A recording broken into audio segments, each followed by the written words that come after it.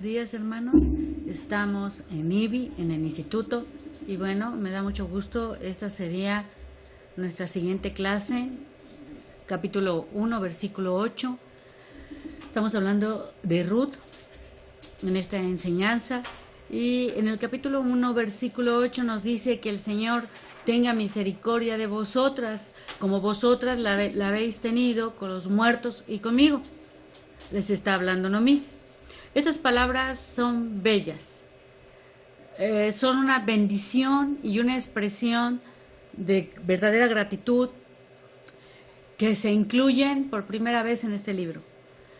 Es importante la palabra hebrea Gesed, misericordia, palabra que indica cálida, lealtad, bondad, amor y fidelidad, además de misericordia. Implícitamente y con tacto, Noemí dice a sus nueras: el hecho de que ustedes hayan sido fieles a vuestro compromiso social, que no me abandonaron, al haber mostrado la disposición a acompañarme a un país que es lejano, sin seguridad, sin garantía. A veces ellas manifestaron una lealtad más allá de lo que ella había podido esperar. Esa disposición que muestra que son leales a la memoria de sus maridos. Y les dice gracias. La obligación de los vivos para con los muertos es otro de los temas de Ruth, capítulo 4, versículo 5 y versículo 10 del capítulo 4. Esta preocupación es una dimensión de la solidaridad familiar que en un individualismo occidental hemos ido perdiendo.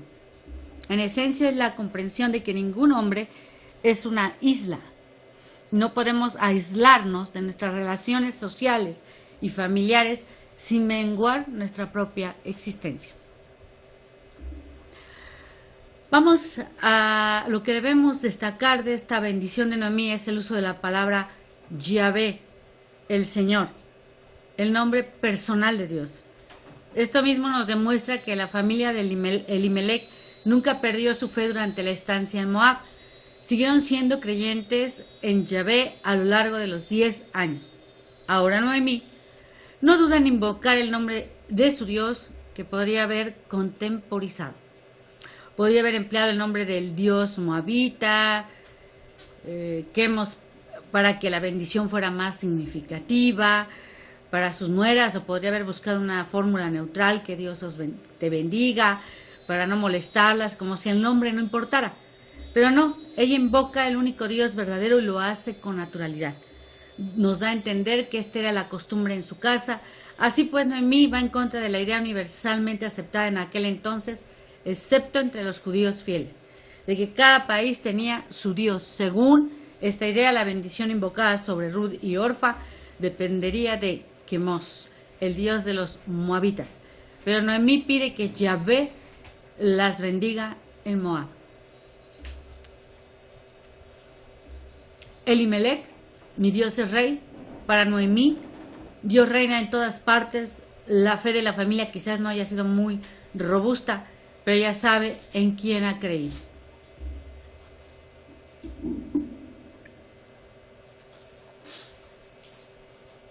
Capítulo 1, versículo 9. Que el Señor os conceda que hayáis descanso cada una en la casa de su marido. Las envía a casa de sus madres, pero la intención es que cada una encuentre descanso en casa de un nuevo marido. Este es un contenido específico de la bendición. Utiliza el nombre personal de Yahvé. Ella sabe que Él no es un Dios local, sino el Señor del universo entero, y que por tanto es tan activo en Moab como lo fue en Israel, y lo es. La palabra descanso, manuja, es muy hermosa, es bella, y como veremos, el significado en el libro de Ruth, más que del descanso entendido como ocio, se trata de un estado de seguridad, de estabilidad, de bienestar bajo la bendición de Dios. Se corresponde con una de las aspiraciones fundamentales de la vida humana. Un lugar estable en el cual uno pueda conocer protección, amor y paz, libre de toda ansiedad e inseguridad de cara al futuro. Según la mentalidad de la época, el único lugar en que la mujer podía encontrar este descanso estaba en el matrimonio, porque ofrecía la protección inmediata de un marido y posteriormente de unos hijos que podrían proporcionar seguridad en la vejez. Capítulo 4, versículo 15. De ahí que el matrimonio y el linaje sean dos de los grandes temas de necesidad en el libro de Ruth. Noemí piensa que sus nueras no encontrarán amparo hasta contraer nuevo matrimonio. Por supuesto que el anhelo humano de descanso no puede ser plenamente satisfecho en el matrimonio. De hecho, en muchos hogares el descanso brilla por su ausencia. No es que la Biblia sea sentimental y utópica en cuanto al matrimonio.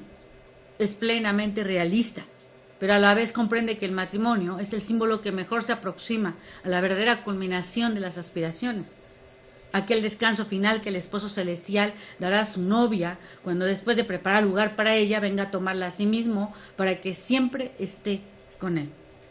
Mientras tanto, la promesa de Dios a sus siervos es: mi presencia irá contigo y yo te daré descanso. Éxodo 33:14. Y la invitación del Señor Jesucristo a todo aquel que anhela reposo sigue siendo: venid a mí, todos los que estáis cansados y cargados, y yo os haré descansar. Mateo 11:28. Por otro lado, el aviso del autor de Hebreos es: por tanto, temamos, no sea que permaneciendo aún la promesa de entrar en su reposo, alguno de vosotros parezca no haberlo alcanzado. Hebreos capítulo 4, versículo 1. El libro de Ruth despierta ecos de realidades sublimes que trascienden el texto. La experiencia en miniatura de sus protagonistas anticipa la experiencia plena en nuestro Señor Jesucristo. Entonces las besó y ellas alzaron sus voces y lloraron. Capítulo 1, versículo 9. El beso es el punto y final de una despedida. La ratifica y la concluye. Con él, Noemí demuestra la seriedad y la firmeza de la determinación que tiene. La primera reacción de las nueras son las lágrimas, lo cual quizás indique que de inmediato aceptaron la recomendación de Noemí, y fue la idea de la inminente separación la que desencadena el llanto. Y le dijeron: no, sino que ciertamente volveremos contigo a tu pueblo. Capítulo 1, versículo 10. Su reacción inmediata da lugar a una reflexión más pausada. Se consideran obligadas como nueras al desamparo de Noemí y deciden acompañarla. Hoy en día se habla muy poco de la lealtad y de la fidelidad. Quizás también es debido al culto actual de la autenticidad en nuestra generación. La autorrealización toma procedencia sobre el deber familiar y la defensa de los derechos personales, es decir, egoístas, sobre el cumplimiento de las obligaciones sociales. Rendimos homenaje a los sentimientos, la sinceridad y la franqueza, pero menospreciamos la fidelidad al compromiso contraído. El sentido del deber cuenta para poco. Todo tipo de compromiso y contrato roto en aras de una nueva relación más auténtica o satisfactoria que la anterior. Lealtad y fidelidad. Palabras que para muchos sí se conocen, pero ya no se tienen. Pero vamos a ver que a lo largo de todo el libro de Ruth hay lealtad y cumplimiento de deber como ingredientes fundamentales de la amistad y de toda relación humana y familiar. Por malas que sean las circunstancias, por muchos que sean los factores atenuantes que justificaran nuestra falta de compromiso, contigo, dicen esas nueras, volveremos contigo. Y esto habla que hay una verdadera amistad. Es lealtad al compromiso matrimonial, es entrega al cónyuge y su familia. La palabra ciertamente es contundente, puesto que la intención es negativa. Quizás fuera mejor traducirla como de ninguna manera o al contrario. Indica tanto la fuerza de la determinación de las nueras como la firmeza del carácter. Aunque han sido formadas en una sociedad pagana, seguidora de dioses falsos, dicen: nosotras nos comprometimos contigo cuando contrajimos matrimonio con tus hijos y aquí estamos, iremos contigo. ¿Cuántos de los que se profesan la fe en el Dios verdadero mantienen fidelidad con su propio cónyuge? Y ni mucho menos con los familiares de este. Se ha perdido muchísimo, pero son valores que no son invaluables. El ser fiel, el ser leal, y eso, nosotros que profesamos en esa fe, tenemos que mantenerlo con nuestro cónyuge y con su familia. Pero Noemí dijo, volveos, hijas mías. Noemí se ve en una necesidad de hacer un segundo discurso, porque ella opina sinceramente que sus nueras harán mejor quedándose en Moab, o por lo menos no quiere que la acompañen, que tengan por obligación, no quiere. Les señala toda una serie de objeciones con el fin de hacerles reconsiderar su decisión. Les habla con firmeza, pero con cariño. Las llama hijas mías porque dentro de las buenas relaciones familiares, la nuera es una hija, el yerno es un hijo.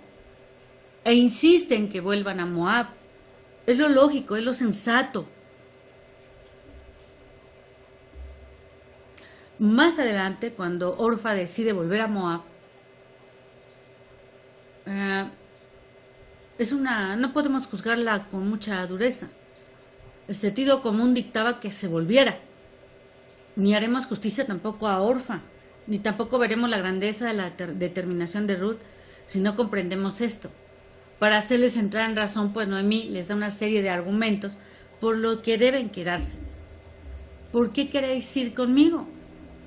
En primer lugar, es una pregunta retórica que les indica implícitamente que no les espera ninguna ventaja social, ninguna garantía ni económica ni esperanza matrimonial en Belén. ¿Qué esperan encontrar? No van a encontrar nada. Y ella no puede garantizar nada. Si hay algún interés social o material de disposición a acompañarla, pues que se desengañen, no la hay. En cambio, en Moab pueden empezar de nuevo, encontrar marido y tener esperanza de reorganizar sus vidas. ¿Acaso tengo aún hijos en mis entrañas para que sean vuestros maridos? Les está hablando implícitamente de lo que va a ser uno de los temas cruciales del libro de Ruth, el matrimonio levirático, la posibilidad de que algún pariente de los maridos difuntos se case con ella. Sus palabras presumen un conocimiento de la llamada ley del liberato. Esta ley expuesta está en Deuteronomio 25:5-10, encuentra su origen en costumbres anteriores a la ley mosaica, porque la encontramos como práctica ya normal en la historia de Tamar y de los hijos de Judá, Génesis 38, historia a la que tendremos que hacer referencia al llegar al capítulo 4. Esta ley tenía la finalidad doble de proteger a la viuda y garantizar la continuidad de un linaje familiar.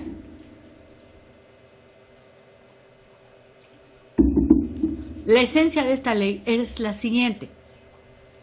Si una mujer hebrea quedaba viuda y sin hijos, era deber del mayor de sus cuñados recibirla en su casa y hacer vida matrimonial con ella.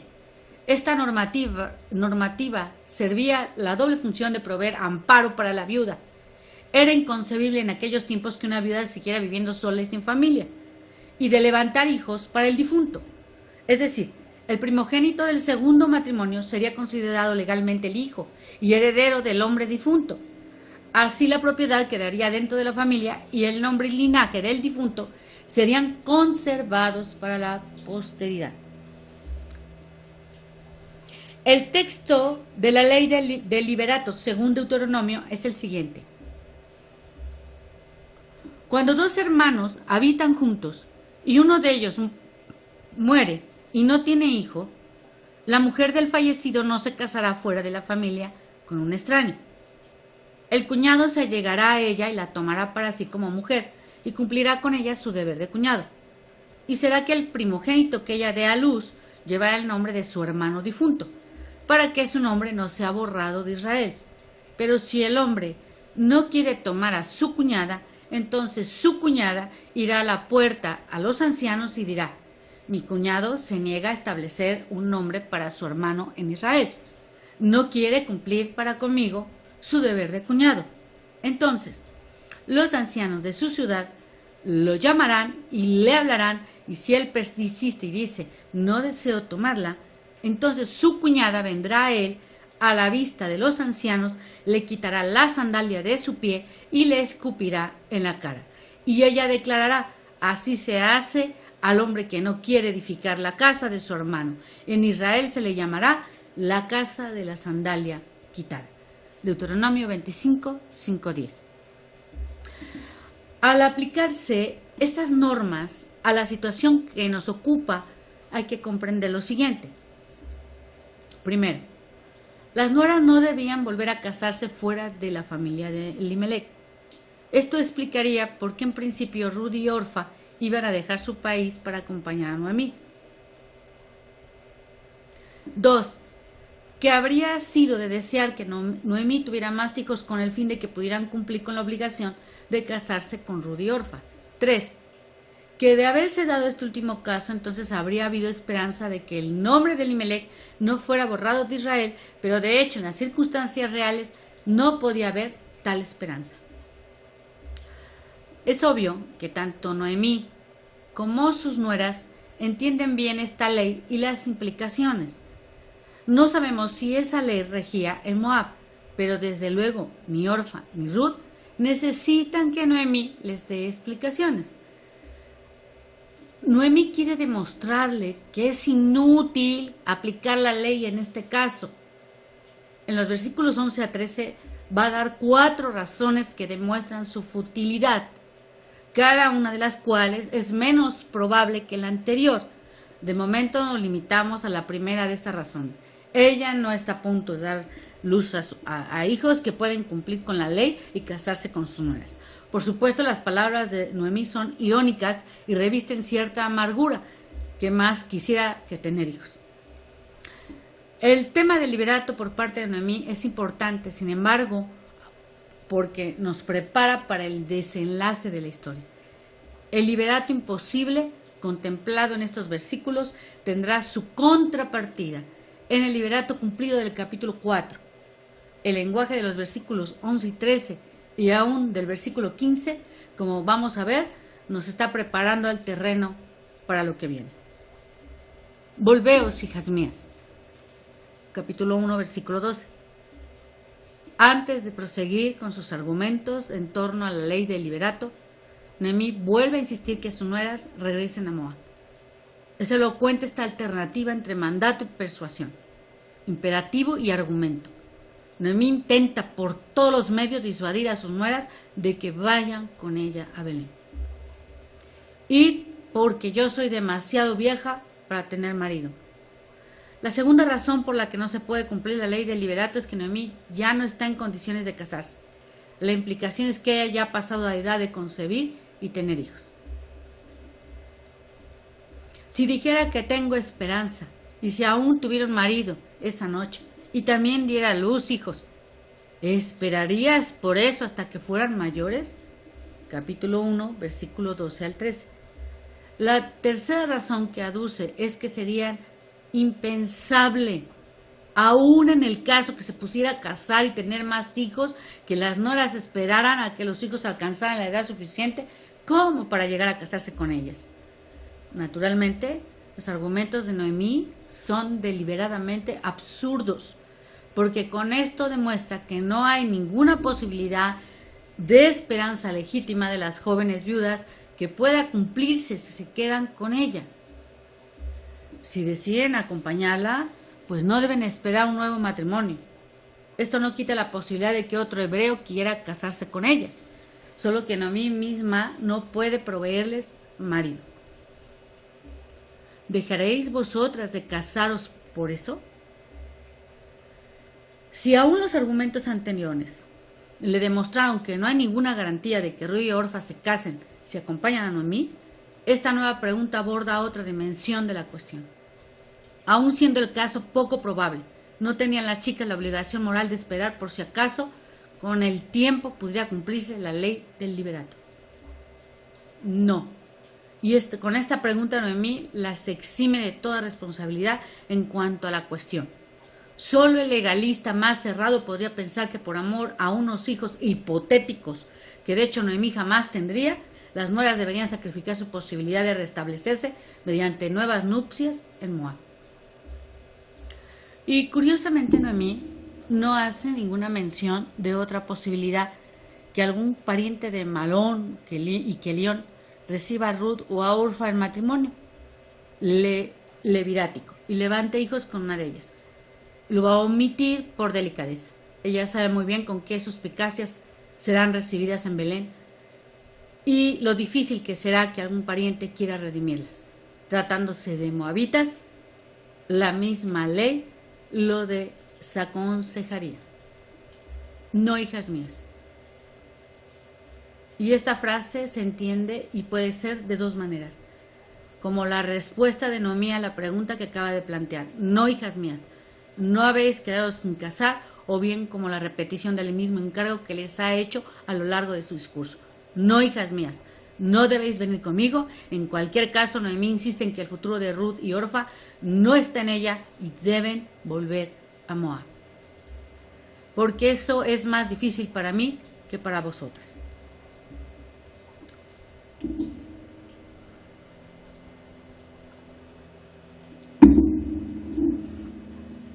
Después de esa sensatez y generosidad de espíritu del discurso de Noemí, hasta aquí hay una como sorpresa, la nota amarga con la que prosigue. Es un sentido estricto, por supuesto, tiene razón. Las nueras han perdido cada una a su marido. Noemí perdió al suyo. Ha perdido 2 hijos. Ellas, si van a Belén, tienen pocas probabilidades de casarse, pero Noemí no tiene ninguna. Ellas, si vuelven a Moab, quizás podrán reorganizar sus propias vidas, volverse a casar, empezar de nuevo. A Noemí solo le espera la vejez solitaria, desamparada y pobre. Sin embargo, estas no son las razones que ella aduce. Su amargura es mayor que la de las nueras, no porque su pérdida es más grande, sino porque pesa sobre ella la mano de Yahvé. Pues la mano del Señor se ha levantado contra mí. Capítulo 1, versículo 13. Las nueras no han fallado a Dios, al contrario. Su casamiento con jóvenes hebreos probablemente implicó un compromiso con la fe de Israel. Noemí ve detrás de su propio sufrimiento, en contraste con el de las nueras, la mano enojada o de ira de Dios. Y por algo será. Aquí nos encontramos ante algo que es una interrogante. ¿Significa estas palabras que Noemí cree que Dios la ha escogido arbitrariamente para la aflicción?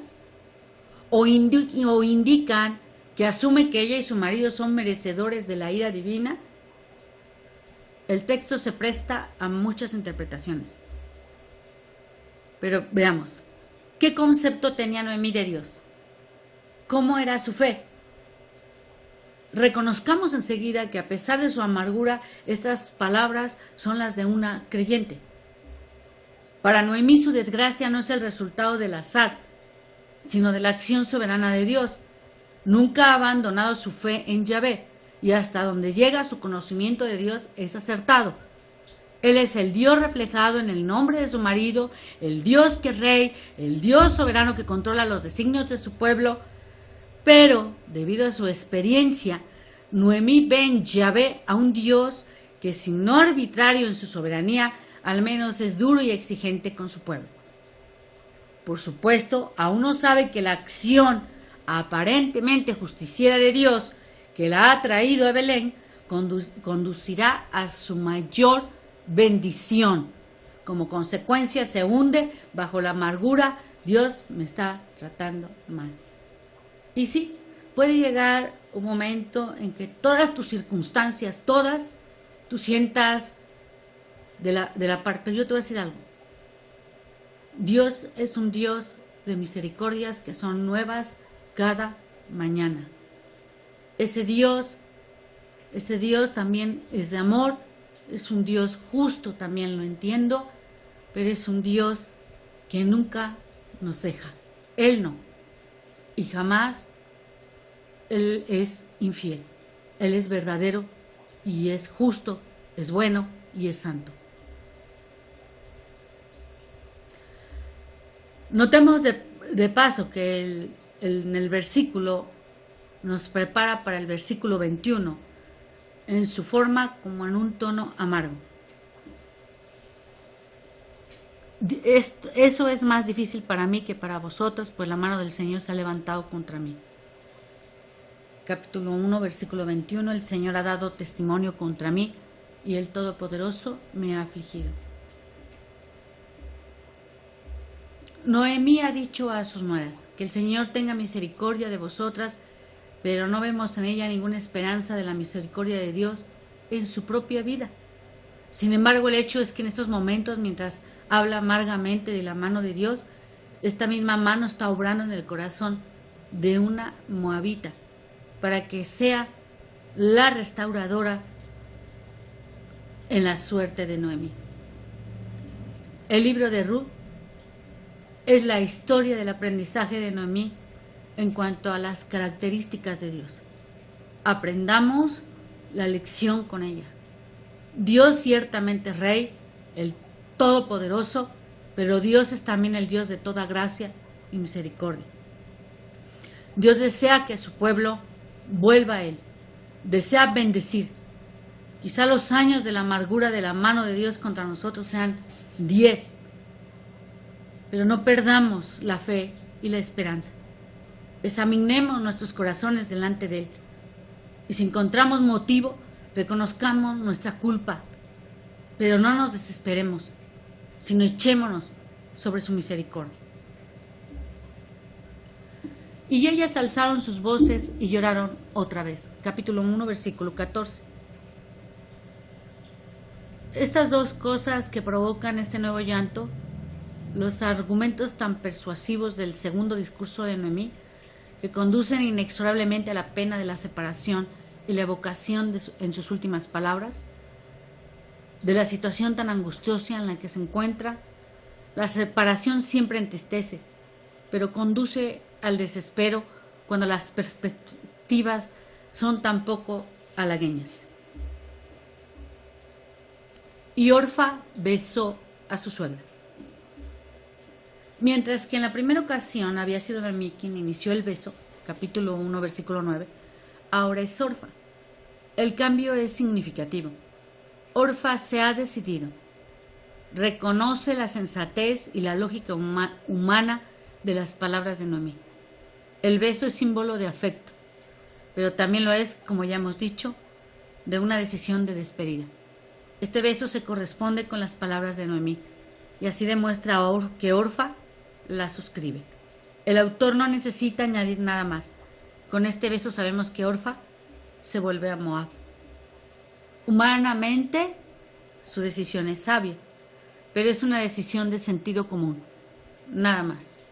No es una decisión de generosa entrega ni de fe. Y con ella Orfa desaparece de nuestra historia y de las páginas sagradas. Pero Ruth se quedó con ella. El verbo en hebreo es más fuerte que en nuestra versión. Podría traducirse como Ruth se aferró a ella. Es un mismo verbo empleado para describir la relación matrimonial. Génesis 2:24. El hombre dejará a su padre y a su madre y se unirá a su mujer, lo cual no es ningún accidente.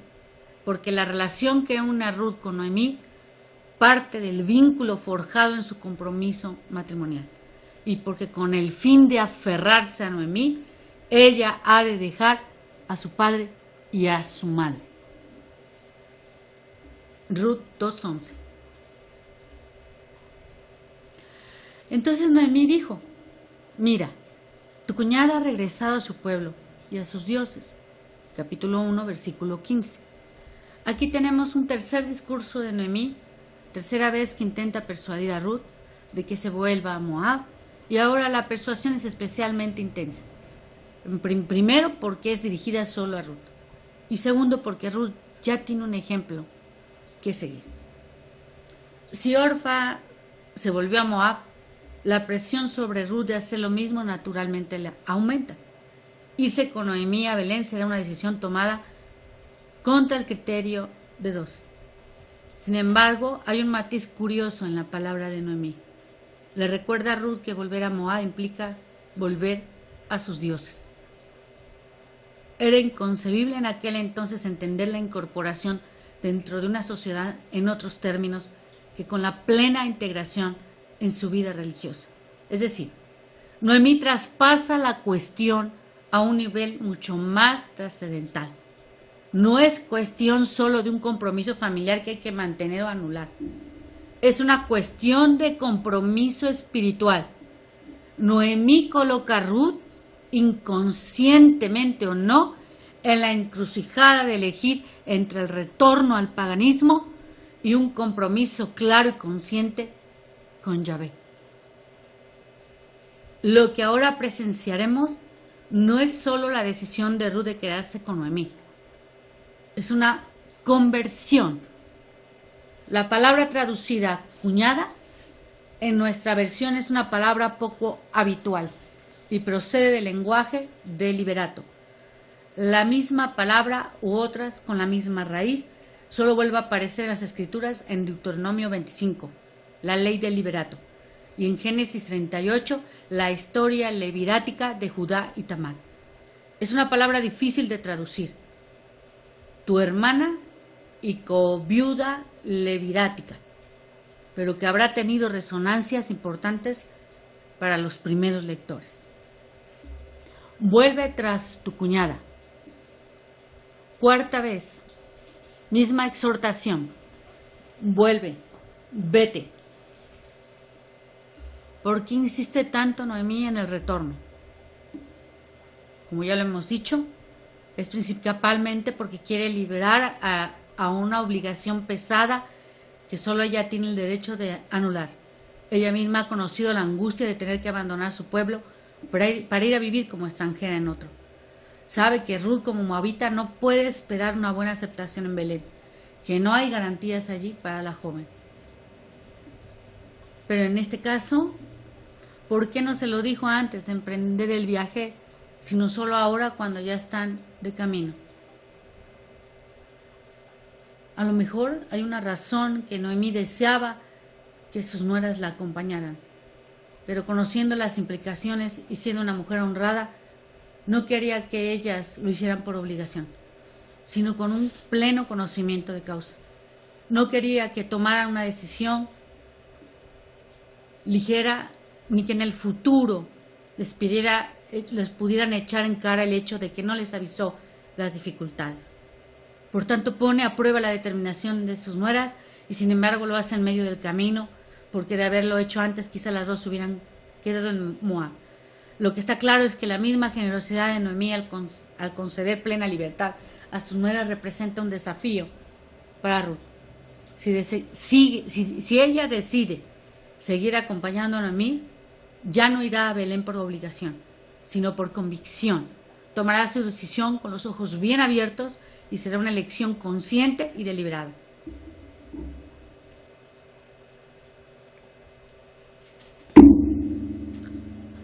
Pero Ruth dijo: no insistas que te deje o que deje de seguirte. En el texto hebreo, el lenguaje de estas frases hace un eco al versículo anterior. Vinculación que se pierde en nuestra traducción. Noemí dice: vuélvete y sigue tras tu cuñada. Ruth contesta: no me ruegues que me vuelva y que deje de seguirte a ti. El autor apunta una alternativa con toda claridad: seguir a Orfa o seguir a Noemí. Con esa declaración, que es hermosa en Ruth, llegamos al punto culminante del capítulo 1. La decisión de Ruth de quedarse con Noemí, de hacer suyo al Dios de Israel, es el momento clave de esta primera escena. Sus palabras tienen algo que es exquisito, que es delicado y que tiene fuerza. Constituye expresiones sublimes de lealtad y de entrega en toda la Biblia y seguramente de toda una literatura universal. Denotan un genuino y profundo sentido de amistad y fidelidad, y son a la vez palabras de amor, de sacrificio, de consuelo y de fe. Toda la exposición anterior del capítulo nos ha conducido a este momento. La narración de la desgracia de la familia nos ha comunicado una elocuencia sencilla que una carga emocional más explícita habría estropeado la auténtica angustia de estas dos mujeres. Los tres discursos disuasorios nos han puesto en vilo en cuanto a la decisión de las nueras y el futuro de Noemí. Dos mujeres solitarias, viudas, sin esperanza y sin recursos en un momento decisivo de su destino. Están paradas en una encrucijada de la vida, en medio de un camino que conduce a dos opciones que son muy definidas. En una especie de tierra de nadie, el destino de ambas depende de la elección de una de ellas. Es cuestión de una decisión solitaria, de una afirmación de fe y de una entrega sacrificial. Y lo que jamás podían saber es que era un momento culminante, no solo para ellas, sino para el futuro del mundo entero. De la determinación de Ruth dependía el linaje del mismo Mesías y la historia de la salvación. La decisión tomada por Ruth representa una ruptura tajante con todo lo que ha conocido hasta aquí. Deja atrás a padre y madre, a hermanos y hermanas, pueblo y casa, cultura y religión, para ir sin garantías a un país extranjero donde seguramente tendrá que tropezar con prejuicios y reproches. Y todo eso por amor a una mujer que no era de su propia sangre, por lealtad a un marido ya difunto, y quizás por fe en un Dios que hasta ahora había sido solo la divinidad de un pueblo extraño. Es un contraste con Orfa. Por eso la decisión de Ruth hace que se resplandezca más. Las mismas razones que persuadieron a Orfa a quedarse en Moab son las que disuadieron a Ruth. Cuando Noemí dice: conmigo solo encontrarás pobreza, mientras que en Moab podéis empezar de nuevo, es mucho mejor que os volváis. Orfa piensa: Noemí tiene razón, me quedo. Pero ¿qué había detrás de su decisión?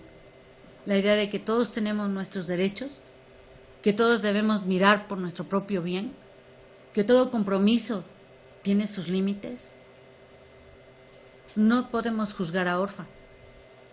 ¿Cuántas nueras hay que solo por amor a su suegra estarían dispuestas a echar su suerte en una tierra desconocida, donde no hablan el idioma, ni conocen las costumbres, ni tienen familia propia?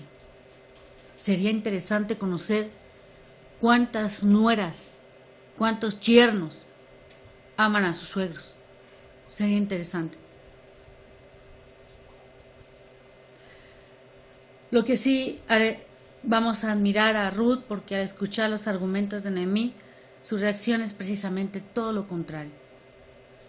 A Noemí solo le espera la pobreza, por eso debo ir con ella para ayudarla, y es una gran lección de lealtad. Por eso no es extraño que estos versículos se han leído con frecuencia en las bodas, aun cuando tratan de un compromiso entre nuera y suegra, porque son una extensión del compromiso que Ruth asumió en su matrimonio. Al casarse se comprometió implícitamente con la familia de su marido, y ese compromiso llega ahora a sus últimas consecuencias. No insistas más, dice a Noemí, porque he determinado que voy a seguir contigo. Porque a donde tú vayas, iré yo, y donde tú mores, moraré. El compromiso de Ruth tiene 4 partes. Se compromete, primero, con Noemí misma. 2, con el pueblo de Noemí. 3, con el Dios de Noemí. 4, con el lugar de sepultura de Noemí. En primer lugar dice, el solo hecho de que estés en grandes apuros no es motivo de que te abandone. Al contrario, me induce a rectificar mi compromiso contigo porque tú misma me necesitas. Así pues, vayas a donde vayas y mores donde mores, yo estaré contigo. El verbo traducido como morar significa normalmente alojarse o pernoctar. Y es probable que este sea su significado aquí. En esta frase Ruth no está pensando tanto en la residencia permanente que tendrá con Noemí, sino en el alojamiento provisional que compartirán en el viaje. La palabra es importante porque volverá a aparecer en capítulo 3:13, en otro momento decisivo de la historia. Ahí Boaz se compromete con Ruth y la invita a pasar la noche con él antes de proveerle un hogar definitivo. Aquí Ruth se compromete con Noemí de manera que pasará la noche con ella antes de vivir con ella en su pueblo. Es una de tantas ocasiones en las que el autor emplea deliberadamente un mismo vocablo en 2 ocasiones distintas a fin de apuntar un matiz crucial de su historia. Tu pueblo será mi pueblo. En segundo lugar, la gentil se compromete a ser hebrea. Ruth es plenamente consciente del alcance de la decisión. Sabe que va a romper todos sus lazos sociales, familiares, a desarraigarse de su patria, a sacrificar todos sus intereses nacionales y costumbres culturales por amor a su suegra. No podemos saber si el orden en que Ruth enumera las decisiones de su compromiso representa una casualidad, porque le compromete con su pueblo, se compromete con ella, se compromete también con Dios. Representa una decisión muy independiente, pero sigue siendo cierto que el verdadero compromiso matrimonial con un cónyuge creyente presupone un compromiso con Dios, y que uno no puede comprometerse con Dios sin comprometerse también con el pueblo de Dios. Las 3 dimensiones van íntimamente relacionadas tanto para nosotros como para Ruth. Y tu Dios, mi Dios. Si el regreso de Orfa a Moab era inevitable el retorno al paganismo, la decisión de Ruth conlleva el compromiso con Yahvé. En tercer lugar, pues, Ruth se compromete con el Dios de Noemí. El lenguaje no podía ser más escueto, ni más enjundioso. En hebreo ella dice literalmente, tu pueblo, mi pueblo, tu Dios, mi Dios. Solo podemos especular acerca de las creencias religiosas de Ruth antes de este momento. No podemos saber si fue por haber sentido el atractivo del Dios de Noemí, por lo que Ruth tomó este paso en su compromiso con Noemí, o si fue al revés, que por total lealtad a su compromiso con Noemí, Ruth decidió convertirse al Dios de ella.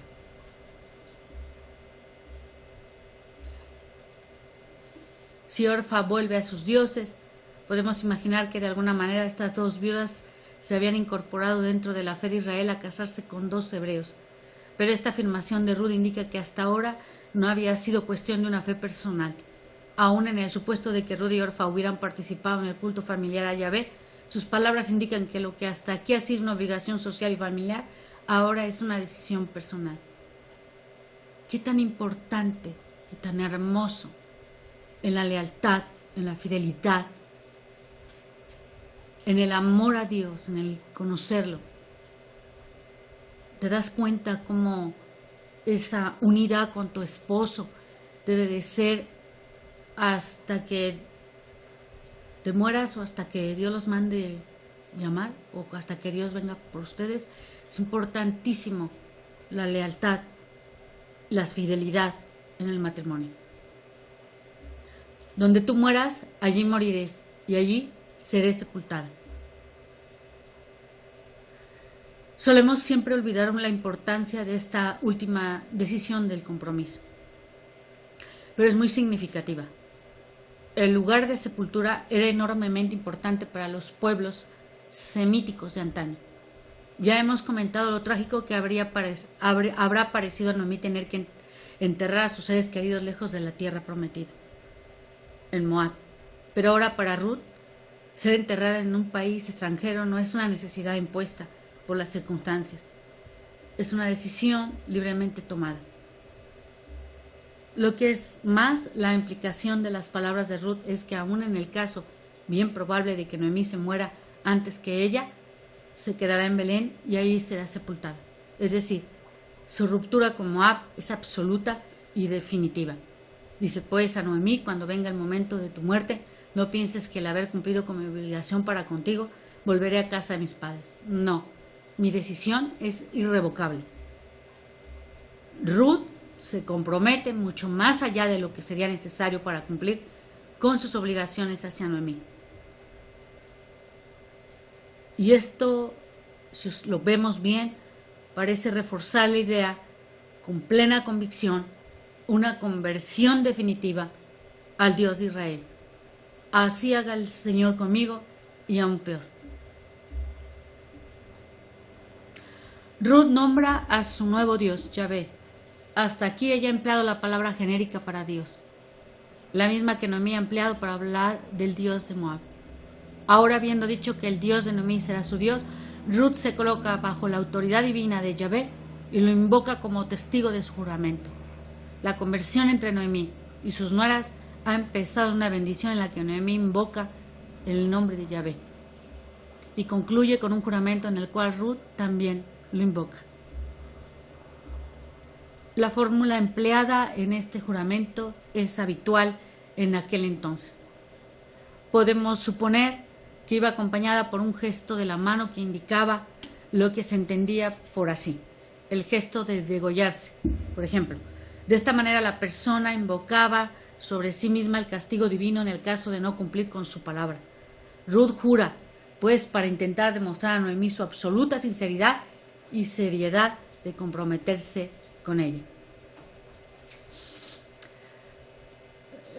Aquí nos quedamos, hermanos. Agradezco y espero en Dios que sea Él el que les hable, que le conocemos más, que vemos qué tan importante es ese Dios vivo en nosotros. Que Dios le bendiga, que Dios le guarde, que Dios le provee. Y que nuestro Dios, el único Dios que es vivo y es verdadero. En el nombre de Jesús. Amén.